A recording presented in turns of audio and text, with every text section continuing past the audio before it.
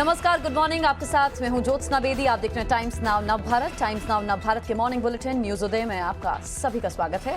Bulletin में आप देखेंगे देश दुनिया की तमाम बड़ी खबरें, वो खबरें जो आज दिन भर का एजेंडा तय करेंगी, वो खबरें जो आपके लिए जरूरी होंगी। लेकिन सबसे पहले देखिए फटाफट अंदाज में बड़ी खबरें। प्रधानमंत्री नरेंद्र मोदी आज गोरखपुर दौरे पर रहेंगे, जहां वो 9,603 करोड़ रुपए की 600 करोड़ रुपए की योजनाओं का लोकार्पण करेंगे। प्रधानमंत्री आज खाद्य कारखाना, 1,011 करोड़ से बने एम्स और 36 करोड़ की लागत वाले RMRC के हाईटेक लैब्स का उद्घाटन करेंगे। आज संयुक्त किसान मोर्चा की बैठक होने वाली है। बैठक में किसान आंदोलन को लेकर आगे की रणनीति तय की जाएगी।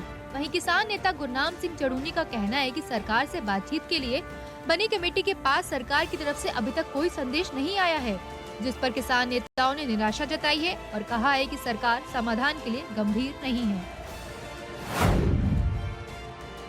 नागालैंड हिंसा मामले में गृह मंत्री अमित शाह ने असम के मुख्यमंत्री हिमंता बिस्वा को दिल्ली बुलाया है। वहीं लोकसभा में अमित शाह ने बयान दिया कि SIT 1 महीने में जांच पूरी कर रिपोर्ट सौंपेगी। वहीं कांग्रेस ने भी 4 सदस्यीय टीम का गठन किया है, जो नागालैंड जाकर पूरे मामले की जांच रिपोर्ट बनाएगी। भारत में ओमाइक्रॉन का खतरा बढ़ता ही जा रहा है। सोमवार को महाराष्ट्र में 2 नए मरीज सामने आए, जिसके बाद देश में अब तक 23 संक्रमित मिल चुके हैं। वहीं दिल्ली में पॉजिटिव मिले 12 मरीजों की जीनोम स्क्रीनिंग रिपोर्ट भी आ जाएगी। इधर आज WHO की बड़ी बैठक होनी है, जिसमें बूस्टर डोज पर चर्चा होगी। पीएम मोदी और रूसी राष्ट्रपति के बीच दिल्ली के हैदराबाद हाउस में 1-to-1 बातचीत हुई, जिसमें सीमा पार आतंकवाद और अफगानिस्तान के हालातों पर चर्चा हुई। साथ ही डी न्यूक्लियर स्पेस क्षेत्र के सहयोग पर भी बातचीत हुई। दोनों देशों के बीच 28 समझौतों पर हस्ताक्षर हुए। मेरठ में आज सपा और आरएलडी की संयुक्त रैली होने वाली है, जिसमें सपा अध्यक्ष अखिलेश यादव और आरएलडी चीफ जयंत चौधरी शामिल होंगे। इस रैली पर सभी की निगाहें होंगी, क्योंकि रैली में भारी भीड़ जुटने का दावा किया जा रहा है। टिकट दावेदारों को भीड़ जुटाने का टारगेट दिया गया है। बताया जा रहा है कि उनकी किस्मत का फैसला रैली में जुटी भीड़ करेगी।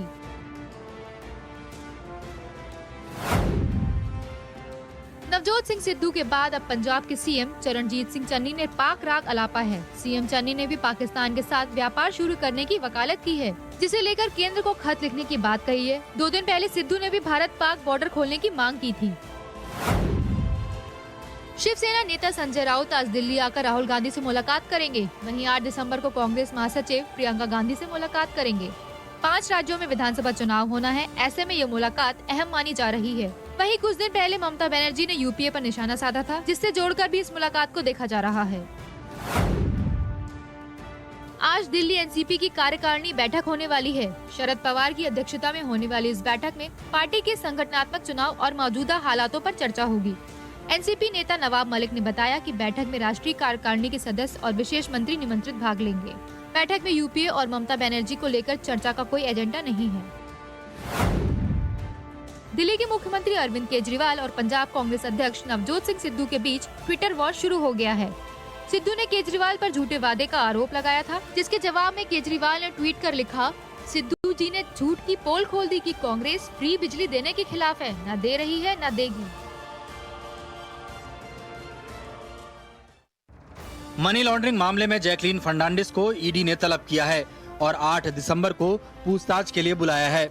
ईडी जैकलीन से 200 करोड़ की वसूली केस में पूछताछ कर रही है। ईडी ने चार्जशीट में सुकेश चंद्रशेखर के साथ जैकलीन के शामिल होने का जिक्र किया था।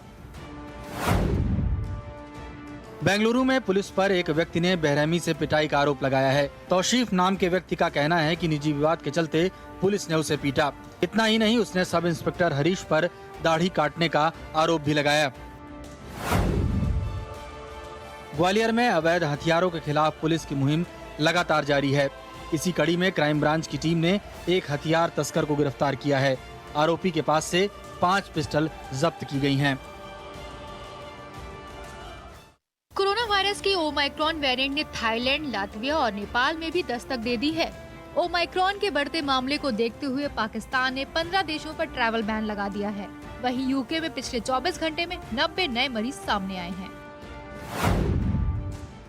पाकिस्तान के कब्जे वाले कश्मीर में पाकिस्तानी सेना का हेलीकॉप्टर दुर्घटनाग्रस्त हो गया, जिसमें 2 पायलटों की मौत हो गई। सेना ने सोमवार को बताया कि दोनों ही पायलट दुर्घटना में मारे गए। हादसे के पीछे की वजह अब तक पता नहीं चल पाई।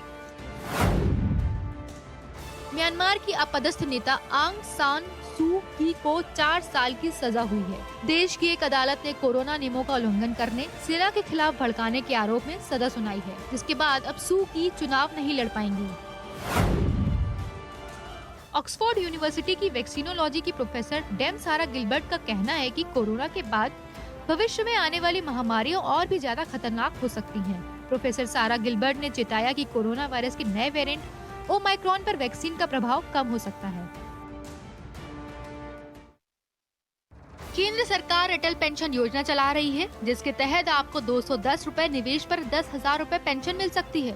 दरअसल 2015 से चलाई जा रही इस स्कीम के लिए पति पत्नी दोनों भी इस योजना के लिए पात्र हैं। योजना के तहत पात्र लोगों को 1,000 से लेकर 10,000 रुपए तक पेंशन पा सकते हैं। गूगल ने महिलाओं को 74,000 रुपए की स्कॉलरशिप देने की योजना बनाई है। इसके लिए सिर्फ वही महिलाएं आवेदन कर सकती हैं जिन्होंने कंप्यूटर साइंस में डिग्री ले रखी हो। इसके लिए कॉलेज में नियमित स्टूडेंट के रूप में आपका नाम रजिस्टर होना चाहिए। कोरोना के नए वेरिएंट ओमाइक्रॉन को लेकर भारतीय रेलवे विभाग अलर्ट पर हो गया है। रेलवे ने अब ट्रेन में यात्रा करते समय प्लेटफॉर्म पर मास्क न पहनने वाले यात्रियों पर 500 रुपए जुर्माना का प्रावधान किया है। उत्तर रेलवे की ओर से सभी मंडलों के लिए आदेश भी जारी कर दिया गया है। भारत इलेक्ट्रॉनिक्स लिमिटेड की ओर से कई पदों पर भर्ती निकाली गई है। ये भर्ती ट्रेनिंग और प्रोजेक्ट इंजीनियरिंग पदों के लिए हो रही है। इसके लिए नोटिफिकेशन भी जारी कर दिया गया है। 26 दिसंबर 2021 तक इस भर्ती के लिए आवेदन कर सकते हैं। वहीं उत्तर प्रदेश के पूर्वांचल के लिए आज का दिन बेहद खास रहेगा। प्रधानमंत्री नरेंद्र मोदी आज गोरखपुर का दौरा करेंगे और पूर्वांचल को 3 बड़ी सौगात देने जा रहे हैं। प्रधानमंत्री मोदी यहां 9,600 करोड़ रुपए से ज्यादा की विकास परियोजना राष्ट्र को समर्पित करेंगे। दोपहर करीब 1 बजे प्रधानमंत्री मोदी गोरखपुर से राष्ट्र को फर्टिलाइजर प्लांट समर्पित करेंगे, जो पूर्वांचल और आसपास के किसानों के लिए बहुत फायदेमंद साबित होगा। ये प्लांट 30 साल से ज्यादा तक बंद रहने के बाद दोबारा तैयार किया गया है। फर्टिलाइजर प्लांट के लोकार्पण के बाद प्रधानमंत्री मोदी गोरखपुर स्थित एम्स के पूरी तरह से कार्य कर रहे परिसर को भी राष्ट्र को समर्पित करेंगे। तो वहां पर अभी जो कार्य चल रहा है उसका भी जायजा प्रधानमंत्री को लेना है, जिसे 1,000 करोड़ से ज्यादा की लागत से बनाया गया है। प्रधानमंत्री ICMR क्षेत्रीय चिकित्सा अनुसंधान केंद्र यानी RMRC गोरखपुर के नए भवन का उद्घाटन भी करेंगे। पूर्वांचल को जो 3 बड़ी सौगात प्रधानमंत्री ने देनी है वो हम आपको लगातार बता रहे हैं। गोरखपुर फर्टिलाइजर प्लांट है जिसका उद्घाटन आज प्रधानमंत्री नरेंद्र मोदी करेंगे। गोरखपुर में एम्स परिसर का उद्घाटन प्रधानमंत्री ने करना है, अपने आप में बहुत बड़ी सौगात है। गोरखपुर RMRC के नए भवन का उद्घाटन आज प्रधानमंत्री गोरखपुर पहुंच करेंगे। तो 3 बड़ी सौगातें प्रधानमंत्री ने आज सौंपनी है देशवासियों को, यूपी वासियों को। देखिए, चुनाव भी उत्तर प्रदेश में बेहद नजदीक है, इसे चुनाव से जोड़कर भी देखा जा रहा है। फर्टिलाइजर प्लांट के बारे में हम आपको बता दें, 1990 से ये खाद कारखाना बंद पड़ा था। साल 1990 से ये खाद कारखाना बंद पड़ा था। प्रधानमंत्री ने साल 2016 में इसकी नींव रखी। खाद कारखाना 600 एकड़ में तैयार हुआ है बनकर। लागत करीब इस पर 8,600 करोड़ की रही। यूरिया उत्पादन में आत्मनिर्भरता इससे बढ़ेगी। रोजाना 3,850 मीट्रिक टन यूरिया उत्पादन इससे होगा। इस प्लांट से किसानों को खेतीबाड़ी में मदद मिलेगी। किसान लगातार इसकी मांग भी कर रहे थे। किसानों को खेतीबाड़ी में मदद मिलने वाली है। वही खासियत जो इस फर्टिलाइजर प्लांट की है वो हम आपको बताएं। प्लांट में 3 कोटेड यूरिया बनेंगे। 3 कोटेड यूरिया बनेगा। सालाना 12.7 LMT यूरिया का उत्पादन होगा, प्रोडक्शन होगा। दुनिया का सबसे ऊंचा प्रिलिंग ये टावर होगा। देश का पहला वायु संचालित रबर डैम है ये खासियत हम आपको बता रहे हैं। इस प्लांट की सुरक्षा के लिए ब्लास्ट प्रूफ कंट्रोल रूम भी इस प्लांट में बताया जा रहा है। 8,600 करोड़ की लागत से इसका निर्माण किया गया है। HURL के नेतृत्व में प्रोजेक्ट की स्थापना की गई है। HURL के नेतृत्व में इस प्रोजेक्ट की स्थापना की जा रही है। वहीं एम्स परिसर का उद्घाटन भी आज प्रधानमंत्री को करना है। जाहिर सी बात है, हेल्थ फैसिलिटीज और बढ़ेंगी तो लोगों को ये बड़ी सौगात प्रधानमंत्री देने जा रहे हैं।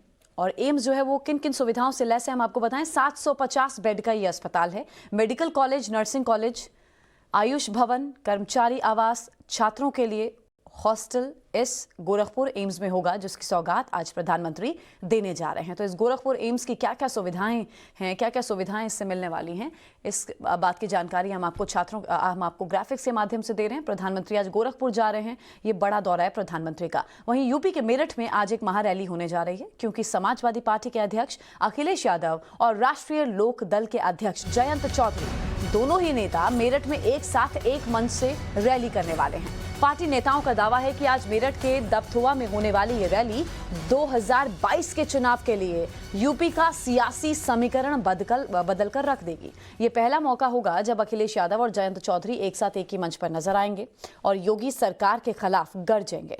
दावा किया जा रहा है कि अखिलेश और जयंत की इस रैली में लाखों की भीड़ जुटेगी। टिकट की दावेदारी करने वालों को इसके लिए टारगेट भी दिया गया है, ये भी जानकारी है। अखिलेश जयंत आज कुछ बड़ा ऐलान भी कर सकते हैं।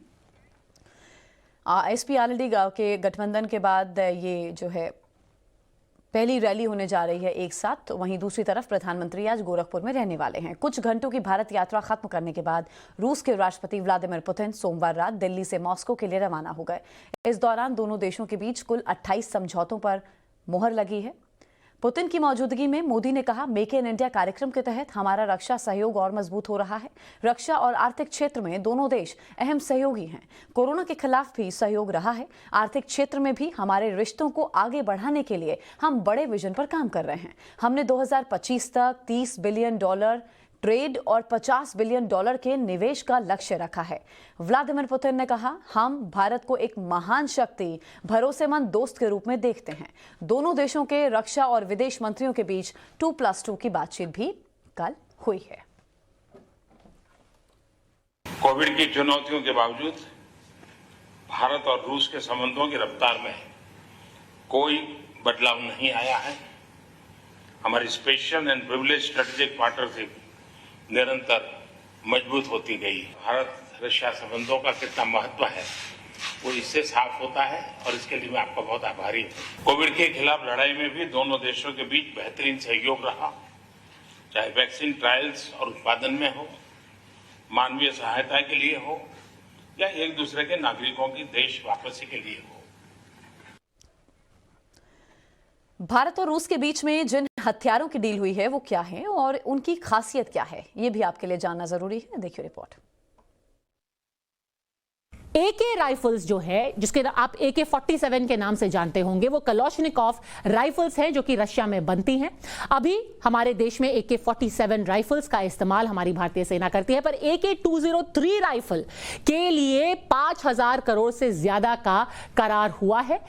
एक इसका हिस्सा यह है कि इस कलाशनिकोव की फैक्ट्री को अमेठी में डाला जाएगा और वहीं पे ये राइफल बनाई जाएगी और अभी से ही ऐसी 6 लाख से ज्यादा राइफलों का सौदा हो चुका है, यानी कि 6 लाख ऐसी राइफलें बनेंगी और उनमें से कुछ जो हैं 32 महीनों के अंदर अंदर ही हमें मिलनी शुरू हो जाएंगी। अब ये जो एक AK-203 राइफल आप देख रहे हैं, AK-203, ये इसलिए बहुत जरूरी है क्योंकि फिलहाल जो हम राइफल इस्तेमाल करते हैं, इंसास राइफल जो हमारे भारत में ही बनी हुई है, काफी भारी राइफल है।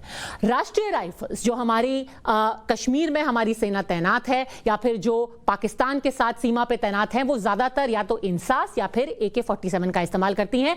उनको इसकी जगह ये AK-203 दी जाएगी जो कि ना सिर्फ हल्की है पर ज्यादा दूर तक भी फायरिंग कर सकती है। हाई ऑल्टीट्यूड में ये जाम भी कम होती है। अब बात करें जो दूसरा बहुत महत्वपूर्ण मुद्दा था, वो था S-400 का। ये भी रूस से मिलने वाली है। ये है एंटी मिसाइल सिस्टम है और एंटी मिसाइल सिस्टम में ये हमारा करार भी पहले हो चुका था। सबसे दिलचस्प बात यह है कि ये करार 2018 में हुआ था, पर पुतिन के भारत आने से ठीक पहले S-400 की डिलीवरी भी शुरू हो गई। ये एक ऐसा मुद्दा है जिसको लेकर के अभी भी असमंजस बना हुआ है। ये कामोव हेलीकॉप्टर भारत को रूस से ले रहे थे और इसके लिए बातचीत काफी वक्त से, ये कामोव हेलीकॉप्टर आप देखिए काफी वक्त से इसके लिए दोनों देशों के बीच में बातचीत चल रही है। बेहद हल्के वजन का ये बेहतर हेलीकॉप्टर है, पर इसका करार इसलिए नहीं हो पाया है, टेक्नोलॉजी ट्रांसफर को लेके। अब टेक्नोलॉजी ट्रांसफर क्या होता है? भारत कह रहा है कि हम आपसे ये हेलीकॉप्टर लेंगे, ये लाइट यूटिलिटी हेलीकॉप्टर है, हमारे लिए जरूरी है, भारत की भारतीय सेना को इसकी जरूरत है, पर आप इसकी टेक्नोलॉजी हमें दे दीजिए तभी हम ये करार करेंगे। रूस अभी इस बात पर मान नहीं रहा है।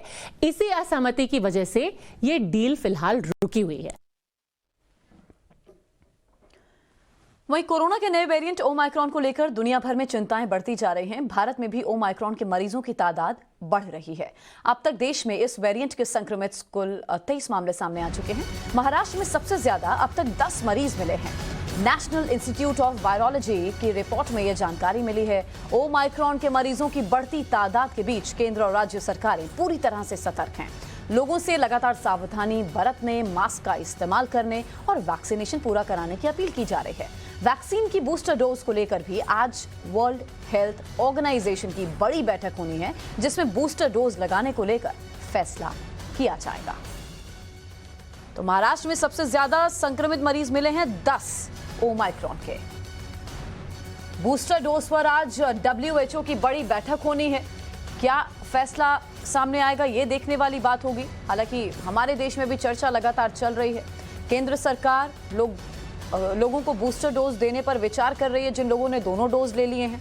और हम आपसे अपील कर रहे हैं, अगर आपने अभी तक एक भी डोज नहीं लिया है तो जाइए अपना वैक्सीनेशन करवाइए। एक ले लिया है तो दूसरा डोज निपटाइए। देश में ओमाइक्रॉन की सुपर स्पीड आप देखिए।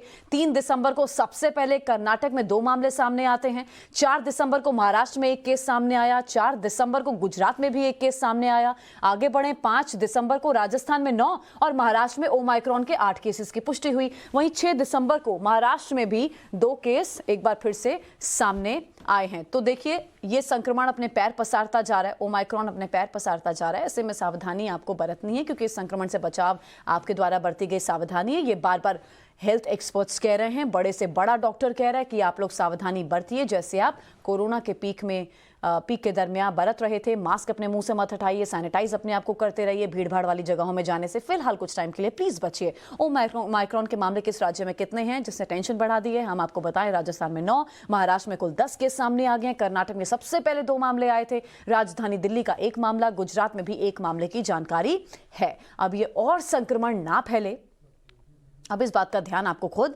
रखना है। तो अब तक किस राज्य में कितने मामले, ये हमने आपको आंकड़ा बता दिया है। और अब बात आपके अपने राज्य की बड़ी खबर देखते हैं। नागालैंड में गलत पहचान के चलते सेना की फायरिंग में आम लोगों की मौत के मामले में राज्य में अब तनाव भरी शांति है। इस बीच नगा ट्राइब से जुड़े संगठन ने 5 मांगे रखी हैं। ज्यादातर मरने वाले इसी नगा ट्राइब से हैं। कोन्याक नागा आदिवासियों के कोन्याक यूनियन ने कहा है कि किसी सक्षम जांच एजेंसी से जांच हो। एसआईटी में नागा सिविल सोसाइटी के 2 लोगों को शामिल किया जाए। सेना के जवानों को गिरफ्तार करें और केस सिविल कोर्ट में चले। दोषियों पर कार्रवाई की डिटेल 30 दिन के अंदर सार्वजनिक की जाए। मौन जिले से असम राइफल्स की तैनाती हटाई जाए। पूरे पूर्वोत्तर से armed forces special power act को हटाया जाए। वहीं इससे पहले गृह मंत्री अमित शाह ने संसद में घटना की जानकारी दी। रुकने की बजाय वाहन द्वारा उस जगह से तेजी से निकलने का प्रयास किया गया, जिसके उपरांत इस आशंका पर कि वाहन में संदिग्ध विद्रोही जा रहे थे, वाहन पर गोली चलाई गई, जिससे वाहन में सवार 8 व्यक्तियों में से 6 व्यक्तियों की मृत्यु हुई। इस बीच नागालैंड में शोक की लहर है।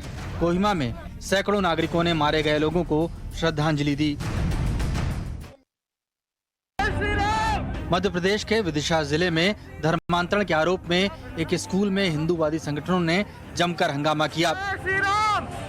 विदिशा के गंज बासौदा में सेंट जोसेफ स्कूल पर आरोप है कि यहां 8 बच्चों का धर्मांतरण कराया गया है। 8 बच्चों का जो ईसाई पद्धति से धर्मांतरण हुआ है, वो 8 बच्चे कौन है? लगातार चर्च के माध्यम से आदिवासी वनवासी भाइयों का और हिंदू भाइयों का लोभ और लालच देकर शिक्षा के नाम पर, स्वास्थ्य के नाम पर उनका धीरे धीरे धर्मांतरण किया जा रहा है। तोड़फोड़ के समय बच्चे डर गए, साथ ही स्कूल का स्टाफ स्कूल में ही मौजूद था। हंगामे को देखते हुए प्रशासन ने शहर के स्थानीय चर्च, भारत माता कॉन्वेंट स्कूल और सेंट जोसेफ स्कूल में पुलिस की तैनाती कर दी है। पिछले कुछ दिनों से गंज बासौदा का Saint Joseph school social media पर धर्मांतरण को लेकर चर्चाओं में था।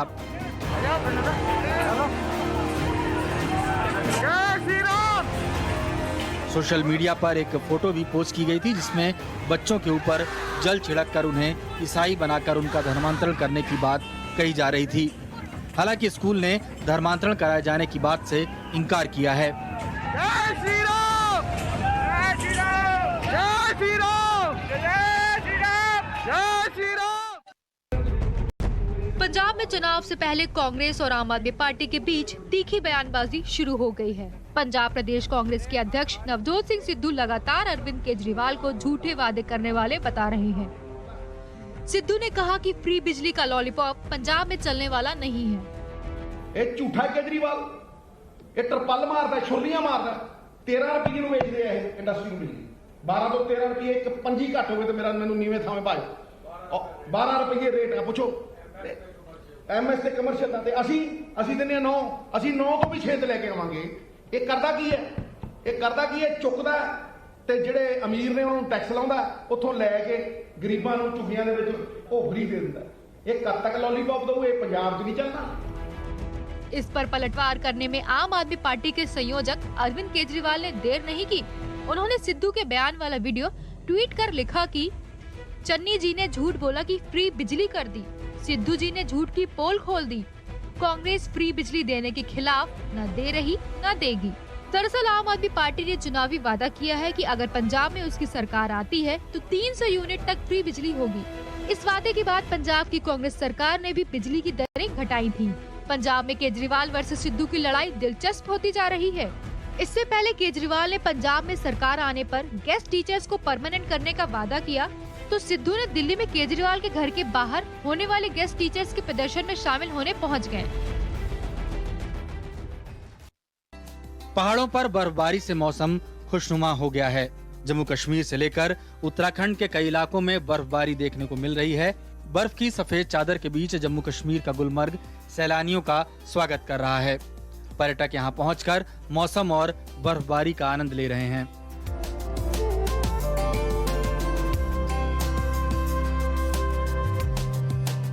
वहीं उत्तराखंड के औली में भी बर्फबारी हो रही है, जिसको देखते हुए सैलानी वहां भी पहुंचने लगे हैं। शिमला में भी मौसम और सर्द हो गया है। पहाड़ों में हो रही बर्फबारी का ही असर है कि मैदानी इलाकों में भी ठंड बढ़ने लगी है। और इसी के साथ ही बुलेटिन में रुकने हैं बहुत छोटे से ब्रेक के लिए। ब्रेक के उस पार कुछ और खबरें आप रही है टाइम्स नाउ नव भारत के साथ।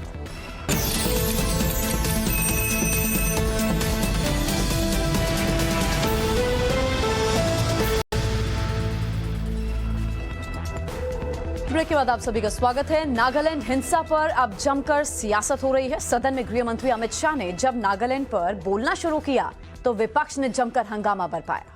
हंगामे को देखकर तो यही लगता है कि विपक्ष का ध्यान राज्य में शांति बनाना नहीं, केवल सियासी रोटियां सेकना है।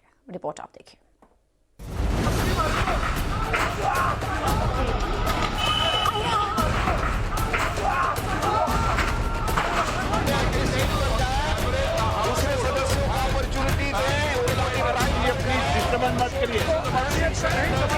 नागालैंड में हुई हिंसा पर लोकसभा और राज्यसभा में अमित शाह ने जवाब दिया। राज्यसभा में अमित शाह ने जैसे ही बोलना शुरू किया, विपक्ष ने हंगामा शुरू कर दिया। Nothing is going on record except minister's reply. Opportunity दें, उनको deprive ना करें। गृह मंत्री ने सदन में नागालैंड एनकाउंटर पर सफाई दी, नागालैंड में शांति बनाए रखने की अपील की। नागालैंड में शनिवार को हुई हिंसा पर विरोध प्रदर्शन लगातार जारी। इस बीच केंद्र सरकार से मुख्यमंत्री नेफ्यू रियो ने नागालैंड से आफ्स्पा हटाने की मांग की। एसपीए तो ये जो हम लोग भी हमेशा गवर्नमेंट ऑफ इंडिया से पूछता है ये कि ये रिमूव करो, इसलिए हम हिंदुस्तान है biggest democratic country in the world and this is a draconian law, so it should be removed from our country.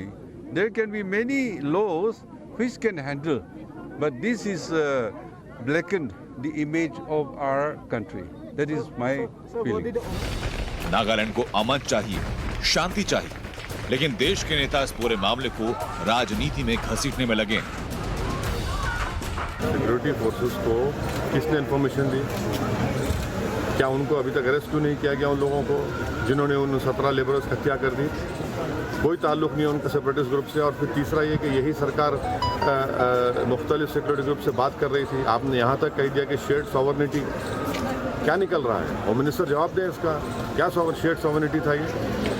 और मणिपुर में नवंबर में 7 सिक्योरिटी पर्सनल को मारे गए, बाद में पलटा के आपने वो कर दिया। ये तो गलत हो रहा है ना। जब तक आफ्सपा रहेगा नॉर्थ ईस्ट में अमन कायम नहीं हो सकता। नॉर्थ ईस्ट जल रहा है आज, नॉर्थ ईस्ट में क्या अमन है वहाँ पर? कांग्रेस नागालैंड हिंसा पर मुआवजे की राजनीति कर रही है।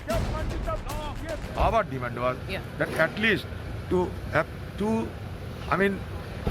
placate the rage of those people in Nagaland, government should have announced an adequate economic package, but government has not accepted our demands. Nagaland में हालात तनावपूर्ण है, लेकिन नियंत्रण में है। सरकार लगातार शांति बनाए रखने की अपील कर रही है। Bureau report, Times Now, Navbharat.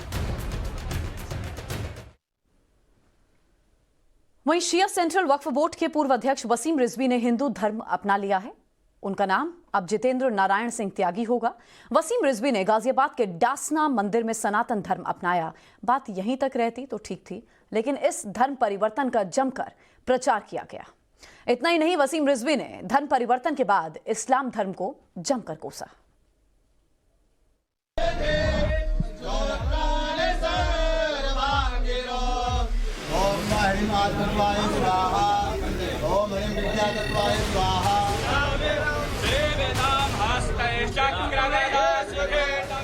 पहले नाम था वसीम रिजवी, अब नाम है जितेंद्र नारायण सिंह त्यागी। पहले इस्लाम धर्म था, अब हिंदू धर्म अपना चुके। जितेंद्र नारायण सिंह त्यागी। ठीक वैसे ही जैसे मुगल सराय अब पंडित दीनदयाल उपाध्याय हो गया है। सिर्फ नाम ही नहीं बदला, पूरा अस्तित्व ही बदल गया।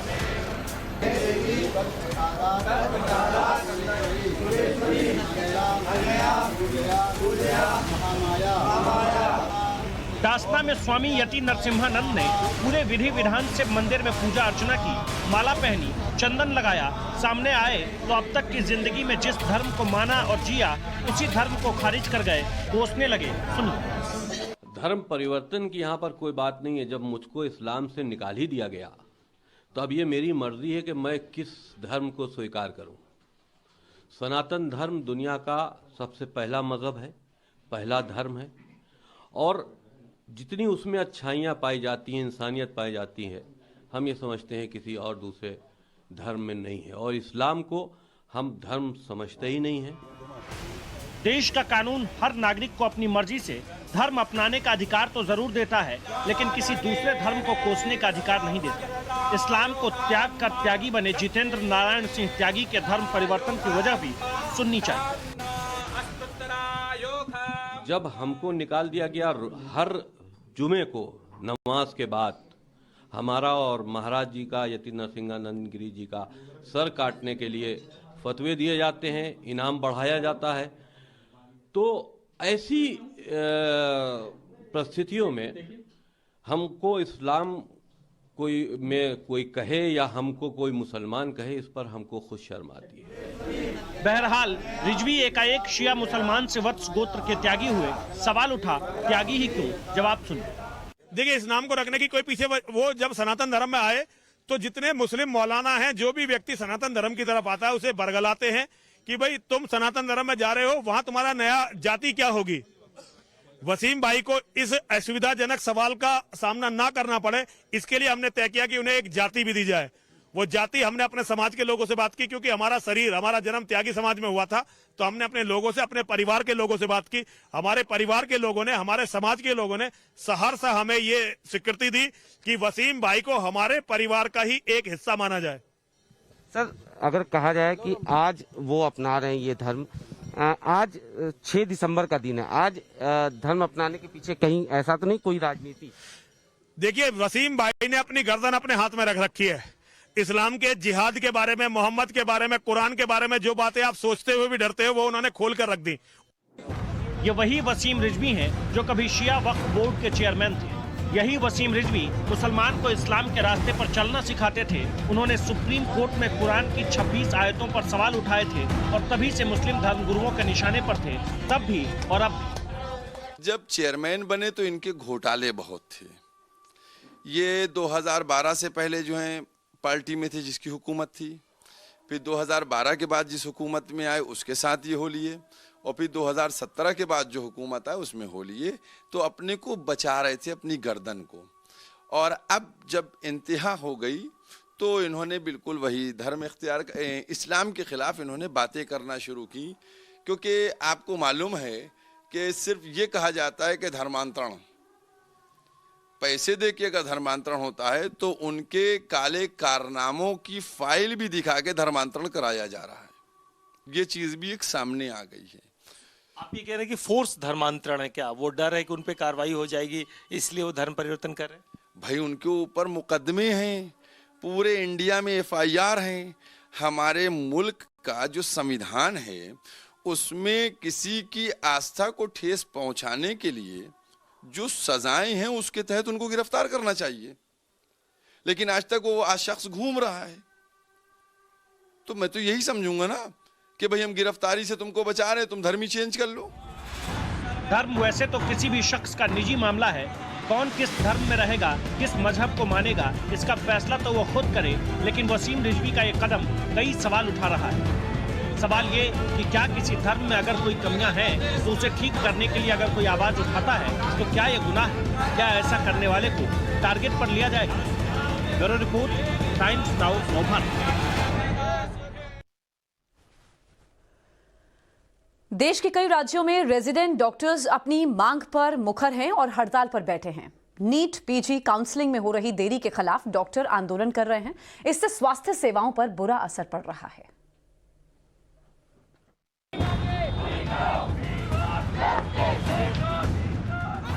हम तो चाहते नहीं कि स्ट्राइक हो, क्योंकि स्ट्राइक होने से बहुत सफरिंग होती है पेशेंट्स की।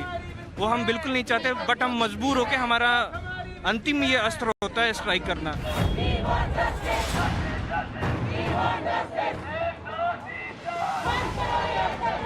अगर सरकार अपनी अनदेखी बंद करे तो ये लड़ाई इतनी आगे ले जानी नहीं पड़ेगी।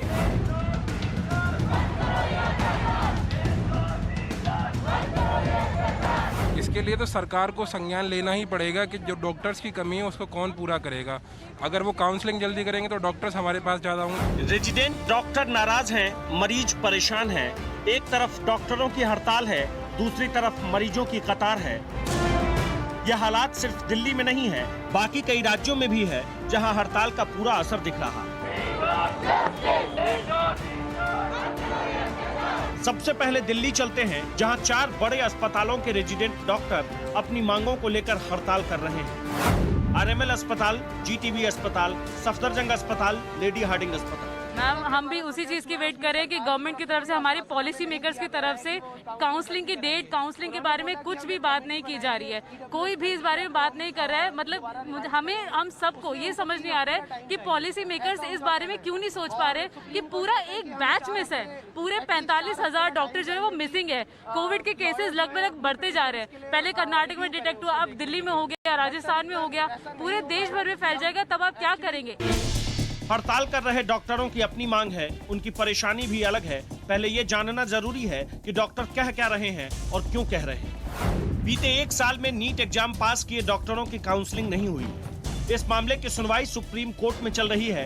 ये पूरा मामला आरक्षण से जुड़ा है, सुप्रीम कोर्ट में उस पर सुनवाई हो रही है। डॉक्टरों का आरोप है PG डॉक्टरों की संख्या में 1/3 की कमी आ जाएगी। हम भी चाहते हैं कि हम भी जल्दी से काम पे लौटे, हमारे नए जूनियर्स आए, रिक्रूट हों और पेशेंट की सफरिंग ऑलरेडी कम हो।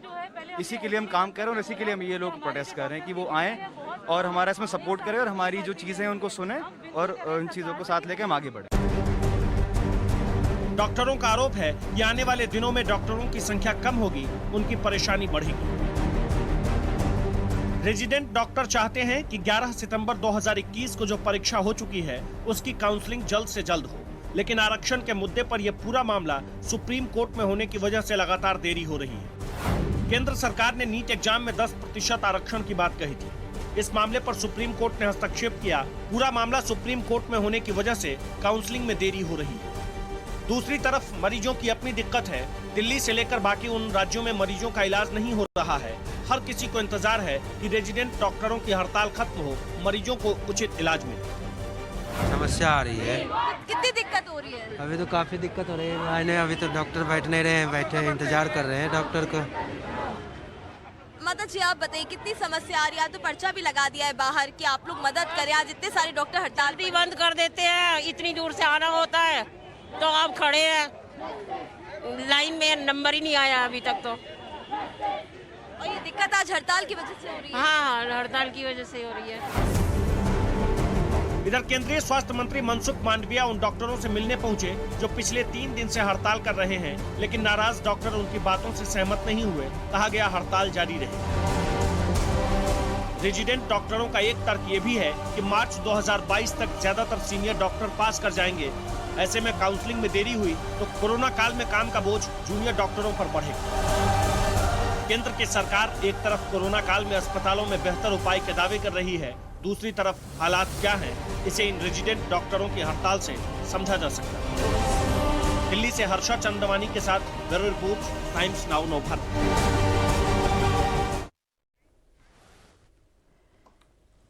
नीट पीजी काउंसलिंग को लेकर रेजिडेंट डॉक्टर्स की हड़ताल जारी है। ऐसे में राजधानी दिल्ली में भी ओपीडी सेवाएं बंद हैं और मरीज परेशान हैं।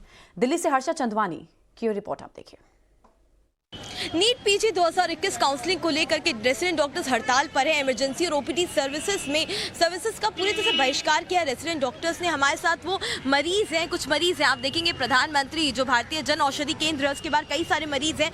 सुबह से मरीजों की लाइन लगी हुई है, लेकिन आज हड़ताल है। मरीजों से ये जानते हैं कि इन पर कितना असर पड़ रहा है। आप बताइए, आज हड़ताल की वजह से कुछ फर्क मिल रहा है, परेशानी दिक्कत हो रही है? वो लाइन लगाना पड़ता है, नहीं है तो जा रहे वापस आएंगे फिर देखेंगे। लेकिन हड़ताल की वजह से दिक्कत हो रही है, नहीं कि समस्या बहुत है। दिक्कत तो है, क्यों नहीं दिक्कत है। चले जाएंगे फिर बुलाएंगे, फिर कल आएंगे, फिर देखेंगे। तो अभी आप आए हैं किस समस्या के लिए आए? तो ओपीडी में दिखा लिए या फिर वापस जा रहे हैं जब पता चला हड़ताल है? तो हाँ, पता चला तो जा रहे हैं वापस जा रहे हैं। हाँ। अभी कोई अगली तारीख मिली है? फिर तारीख को वो बोले कि कल आओ या देखो। कल आओ? हाँ, कल आओ, देखेंगे। कितना दिक्कत हो रहा है भाई साहब हड़ताल की वजह से? बहुत ज़्यादा दिक्कत हो रही है मैम। जो बाहर से आ रहे हैं, दिल्ली के बाहर से आ रहे हैं, सेंट्रल गवर्नमेंट का हॉस्पिटल है और इतनी ज़्यादा प्रॉब्लम पहले से ही है और डॉक्टर नहीं मिलने की वजह से बहुत ज़्यादा ही प्रॉब्लम हो गई है। पेशेंट तो आधा पहले मरा हुआ था, अब हड़ताल से पूरा ही मर गया समझ लो। ये सरकार को, गवर्नमेंट को सोचना चाहिए। सारी राजनीति अपनी तरफ है, लेकिन पेशेंट और ये सारी चीज़ें अपनी जगह हैं जी। यानी कि मरीजों को दिक्कत आ रही है। मैम, आप लोग दिखाने पहुंचे थे लेकिन नहीं दिखा पाए, दिक्कत बहुत है। डॉक्टर्स का बहिष्कार हुआ है, ओपीडी और इमरजेंसी दोनों सर्विसेज में रेसिडेंट डॉक्टर्स। मगर ये भी देखिए ना सर कि हमारे यहाँ पे डॉक्टर बहुत अच्छे हैं, बहुत अच्छा कोऑपरेट भी करते हैं पेशेंट के साथ। मगर उनकी भी समस्या सरकार अगर सुन ले तो ज़्यादा अच्छा रहेगा। वो भी तो किसी के लिए कर ही रहे, हम सबके लिए कर रहे हैं, गरीबों के लिए। वो बेचारे दिन रात लगे रहते हैं। तो सरकार को भी ये सोचना चाहिए कि भाई हम उनके लिए कुछ करें। अगर सरकार ही नहीं सोच रही तो वो बेचारे हमारे लिए क्या सोचेंगे, आप ही बताइए। केंद्र सरकार के अंदर आने वाला अस्पताल है आरए में, सुबह से ही कई सारे मरीज दिखाने आते हैं। सिर्फ दिल्ली के नहीं, दूर दराज के इलाकों के भी, ओपीडी में भी, इमरजेंसी में भी, दोनों ही सर्विसेज जब बहिष्कार किया हुआ है तो आम जनता को कितनी दिक्कत आ रही है? बतौर मरीज आपको कितनी दिक्कत आ रही है? बहुत ज़्यादा जी, बहुत ज़्यादा दिक्कत आ रही है। लेकिन ये सब जो है, आप ये डॉक्टरों के जो अगर उनकी मांग है, जो उनके पेपर एग्ज़ाम रुके हुए हैं, वो करवाए जाएं। वो भी तो किसी वजह से हड़ताल कर रहे हैं ना।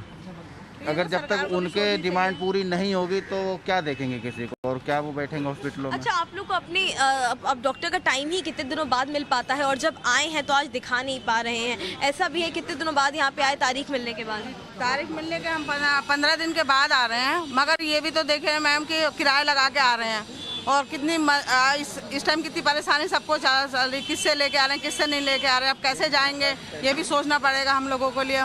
मरीज दूर दूर से आ रहे हैं और कहीं दूर, इतनी दूर से आ रहे हैं, किराया नहीं है। वो बेचारे यहाँ रोड पे पड़े हुए हैं, ना खाने को ना पीने को, कहाँ जाएंगे? ये सरकार को भी सोचना चाहिए ये सब चीज़ें को देख के तो।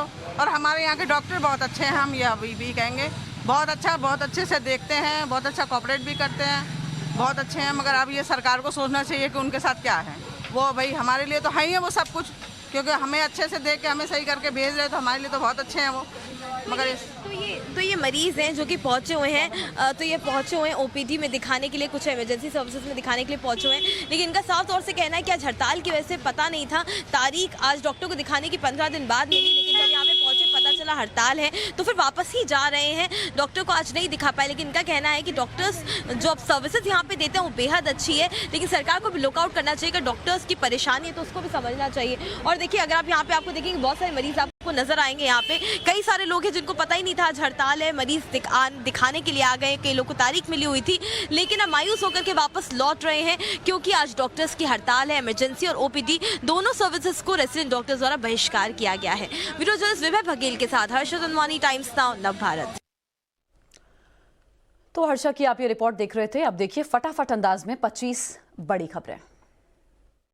प्रधानमंत्री नरेंद्र मोदी आज गोरखपुर दौरे पर रहेंगे, जहां वो 9,600 करोड़ रुपए की योजनाओं का लोकार्पण करेंगे। प्रधानमंत्री 8,603 करोड़ रुपए की गोरखपुर खाद्य कारखाना, 1,011 करोड़ से बने एम्स और 36 करोड़ की लागत वाले RMRC के हाईटेक लैब्स का उद्घाटन करेंगे। आज संयुक्त किसान मोर्चा की बैठक होने वाली है। बैठक में किसान आंदोलन को लेकर आगे की रणनीति तय की जाएगी।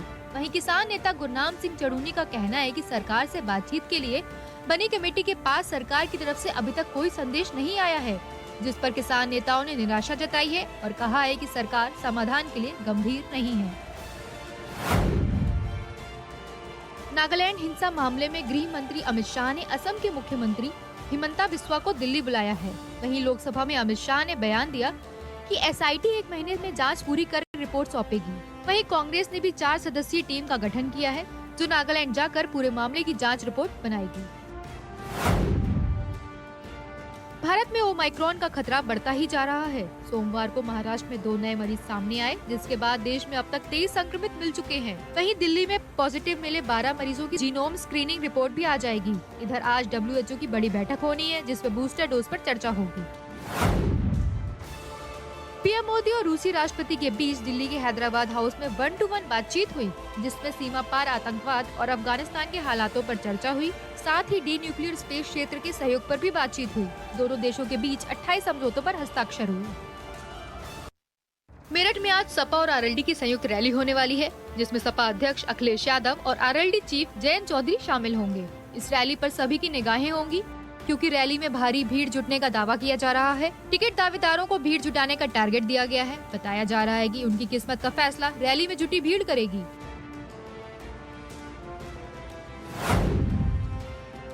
नवजोत सिंह सिद्धू के बाद अब पंजाब के सीएम चरणजीत सिंह चन्नी ने पाक राग अलापा है। सीएम चन्नी ने भी पाकिस्तान के साथ व्यापार शुरू करने की वकालत की है, जिसे लेकर केंद्र को खत लिखने की बात कही है। 2 दिन पहले सिद्धू ने भी भारत पाक बॉर्डर खोलने की मांग की थी। शिवसेना नेता संजय राउत आज दिल्ली आकर राहुल गांधी से मुलाकात करेंगे। वहीं 8 दिसंबर को कांग्रेस महासचिव प्रियंका गांधी से मुलाकात करेंगे। 5 राज्यों में विधानसभा चुनाव होना है, ऐसे में ये मुलाकात अहम मानी जा रही है। वहीं कुछ दिन पहले ममता बनर्जी ने यूपीए पर निशाना साधा था, जिससे जोड़कर भी इस मुलाकात को देखा जा रहा है। आज दिल्ली एनसीपी की कार्यकारिणी बैठक होने वाली है। शरद पवार की अध्यक्षता में होने वाली इस बैठक में पार्टी के संगठनात्मक चुनाव और मौजूदा हालातों पर चर्चा होगी। एनसीपी नेता नवाब मलिक ने बताया कि बैठक में राष्ट्रीय कार्यकारिणी के सदस्य और विशेष मंत्री निमंत्रित भाग लेंगे। बैठक में यूपीए और ममता बनर्जी को लेकर चर्चा का कोई एजेंडा नहीं है। दिल्ली के मुख्यमंत्री अरविंद केजरीवाल और पंजाब कांग्रेस अध्यक्ष नवजोत सिंह सिद्धू के बीच ट्विटर वॉर शुरू हो गया है। सिद्धू ने केजरीवाल पर झूठे वादे का आरोप लगाया था, जिसके जवाब में केजरीवाल ने ट्वीट कर लिखा, सिद्धू जी ने झूठ की पोल खोल दी कि कांग्रेस फ्री बिजली देने के खिलाफ है, न दे रही है न देगी।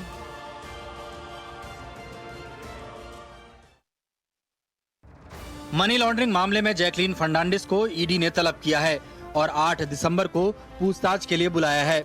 ईडी जैकलीन से 200 करोड़ की वसूली केस में पूछताछ कर रही है। ईडी ने चार्जशीट में सुकेश चंद्रशेखर के साथ जैकलीन के शामिल होने का जिक्र किया था।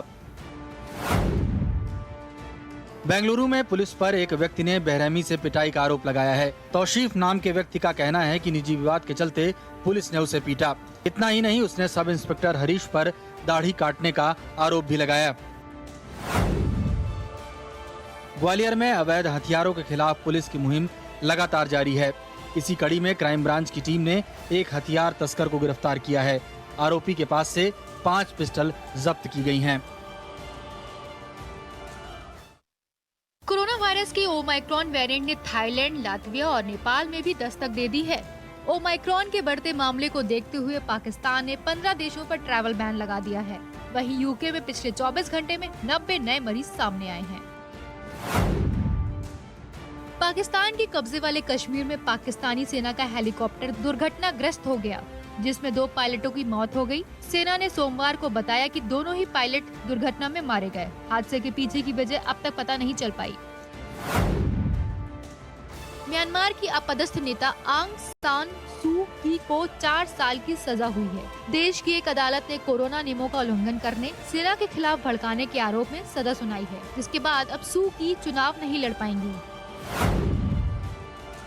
ऑक्सफोर्ड यूनिवर्सिटी की वैक्सीनोलॉजी की प्रोफेसर डेम सारा गिलबर्ट का कहना है कि कोरोना के बाद भविष्य में आने वाली महामारियां और भी ज्यादा खतरनाक हो सकती हैं। प्रोफेसर सारा गिलबर्ट ने चेताया कि कोरोना वायरस के नए वेरिएंट ओमाइक्रॉन पर वैक्सीन का प्रभाव कम हो सकता है। यहाँ एक ब्रेक के बाद कुछ और खबरें। आप रहिए टाइम्स नाउ नव भारत के साथ।